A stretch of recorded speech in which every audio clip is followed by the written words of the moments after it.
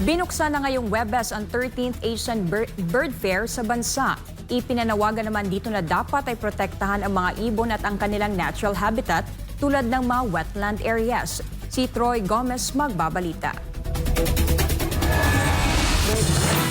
Nasa 200 dayuhan mula sa iba't ibang bansa ang mainit na tinanggap ni Senadora Cynthia Villar araw ng Huwebes sa the 10th Villar City ng Las Piñas. Sila ay mga delegado ang 2 araw na 13th Asian Bird Fair kung saan si Villar ang tumatayong host dito sa bansa. Ang mga delegado ay mula sa bansang Australia, Bhutan, Cambodia, China, Ecuador, Colombia, Hong Kong, India, Indonesia, Japan, Malaysia, Nepal, Peru, Singapore, South Korea, Sri Lanka, Taiwan, Thailand, Uganda, United Kingdom at United States. Inaasahan na tatalakay ng mga delegado ang kahalagahan ng pangangalaga ng mga ibon at kanilang mga tirahan at kung paano mahinto ang iligal na pagbebenta ng mga ito. I echo the sentiments of many bird watchers who believe that a world without bird is indeed a world without joy.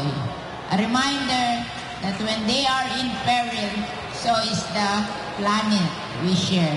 Sa kanyang speech, iginiit ni Villar na kung gusto nating pangalagaan ang mga ibon, ay dapat ring pangalagaan ang kanilang mga tirahan, partikular na ang mga wetland areas. Si Villar na kilalang environmentalist ang nanguna sa pangangalaga sa Las Piñas Parañaque Wetland Park na nagsisilbing tahanan ng daan-daang migratory birds. Having the 13th Asian Bird Fair here in Las Piñas is a powerful way to highlight the immense value of wetlands like the Las Piñas Parañaque Wetland Park.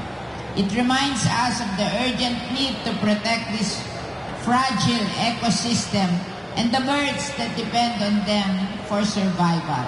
Umaasa rin si Villar na sa pamamagitan ng nasabing bird fair ay matututo ang mga kabataan na pangalagaan ang kalikasan at kapaligiran. As a senator of the Philippines, I always go to the Las Piñas Parañaque Wetland Park every Saturday. During the first 20 Saturday, I brought the high school students of Las Piñas so they will appreciate what we are protecting for them. And now I'm bringing the adults so that they will be part of the movement to protect our wetland park. Ang 13th Asian Bird Fair ay sasagawa mula November 21 hanggang sa 22. Para sa Diyos at sa Pilipinas kung mahal, Troy Gomez nag-uulat, SM9 News.